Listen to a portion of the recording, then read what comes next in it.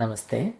ನಾನು ಕಳೆದ 3-4 ತಿಂಗಳಿಂದ ಕೆಲವೊಂದು ಟ್ರೀಟ್ಮೆಂಟ್ ವಿಡಿಯೋಗಳನ್ನ ಹಾಕ್ತಾ ಇದ್ದೀನಿ. ಮುಖ್ಯವಾಗಿ ಡೆಂಟಲ್ ಇಂಪ್ಲಾಂಟ್, ಇನ್ವಿಸಿಲೈನ್ ಹಾಗೆ ಬೇರೆ ಬೇರೆ ಟ್ರೀಟ್ಮೆಂಟ್ಗಳ ಬಗ್ಗೆ ನಾನು ಕೆಲವೊಂದು ವಿವರಣೆಗಳನ್ನ ನೀಡಿದ್ದೀನಿ.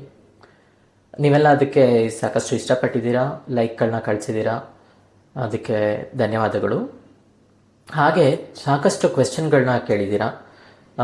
ಮುಖ್ಯವಾಗಿ ಇಂಪ್ಲಾಂಟು ಮತ್ತು ಇನ್ವಿಸಿಲೈನ್ ಕಾಸ್ಟ್ ಬಗ್ಗೆ ಕೇಳ್ತಾ ಇದ್ದೀರಾ.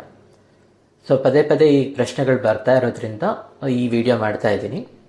ಇವಾಗ ಇಂಪ್ಲಾಂಟ್ ಕಾಸ್ಟು ಅಥವಾ ಇನ್ವಿಸಿಲೈನ್ ಕಾಸ್ಟ್ ಅಥವಾ ಅಲೈನಸ್ ಕಾಸ್ಟ್ ಇನ್ ಜನರಲ್ ಆಗಿ ಹೇಳಬೇಕು ಅಂದರೆ ಒಂದು ಕಾಸ್ಟ್ ಅಂತ ಹೀಗೆ ಫಿಕ್ಸ್ಡ್ ಆಗಿ ಹೇಳಲಿಕ್ಕೆ ಬರೋದಿಲ್ಲ. ಅದು ಕ್ಲಿನಿಕ್ಕಿಂದ ಕ್ಲಿನಿಕ್ಕಿಗೆ ಚೇಂಜ್ ಆಗ್ಬೋದು. ಹಾಗೆ ನಿಮ್ಮ ಕಂಡೀಷನ್, ಇವಾಗ ಒಂದು ವೇಳೆ ಇಂಪ್ಲಾಂಟ್ ಹಾಕ್ತೀವಿ ಅಂತ ಅಂದ್ಕೊಳ್ಳಿ. ಇಂಪ್ಲಾಂಟ್ ಹಾಕಬೇಕಾದ್ರೆ ಮೂಳೆ ಸಪೋರ್ಟ್ ಚೆನ್ನಾಗಿರಬೇಕು.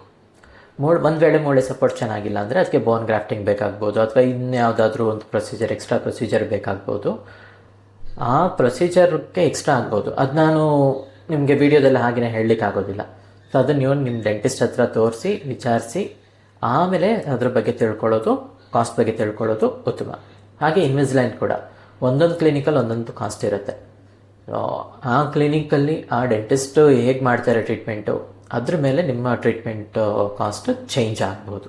ಹಾಗೆ ನಿಮ್ಮ ಕಂಡೀಷನ್ ಕೂಡ, ಇವಾಗ ಕೆಲವೊಬ್ಬರಿಗೆ ಕಡಿಮೆ ಅಲೈನರ್ಸ್ ಬೇಕಾಗ್ಬೋದು, ಕೆಲವರಿಗೆ ಜಾಸ್ತಿ ಬೇಕಾಗ್ಬೋದು. ಸೊ ಆ ಕಾಸ್ಟು ನಿಮಗೆ ನಾವು ಯಾವಾಗ ಚೆಕ್ ಮಾಡ್ತೀವಿ ಆವಾಗಲೇ ಹೇಳಲಿಕ್ಕಾಗೋದು. ಬೇಕಾದರೆ ಒಂದು ರೇಂಜ್ ಹೇಳ್ಬೋದು, ಇಷ್ಟು ಕಾಸ್ಟಿಂದ ಮಿನಿಮಮ್ ಇಷ್ಟರಿಂದ ಇಷ್ಟ ಆಗುತ್ತೆ ಅಂತ ಹೇಳ್ಬೋದು.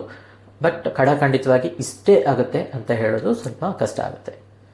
ಸೊ ಆದ್ದರಿಂದ ನೀವು ಕಾಸ್ಟ್ ಬಗ್ಗೆ ತಿಳ್ಕೊಳ್ಬೇಕು ಅಂತ ಹೇಳಿದರೆ ನಿಮ್ಮ ದಂತವೈದ್ಯರನ್ನು ವಿಚಾರಿಸಿ ಪರೀಕ್ಷೆ ಮಾಡಿಸ್ಕೊಳ್ಳಿ.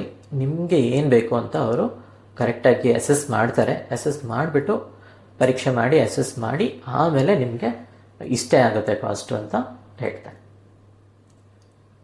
ನಿಮಗೆ ಇನ್ನೂ ಪ್ರಶ್ನೆಗಳಿದ್ದರೆ ದಯವಿಟ್ಟು ಕಮೆಂಟ್ ಸೆಕ್ಷನಲ್ಲಿ ಕಮೆಂಟ್ ಮಾಡಿ ನಾನು ಉತ್ತರ ಕೊಡಲಿಕ್ಕೆ ಪ್ರಯತ್ನ ಪಡ್ತೀನಿ. ಧನ್ಯವಾದಗಳು.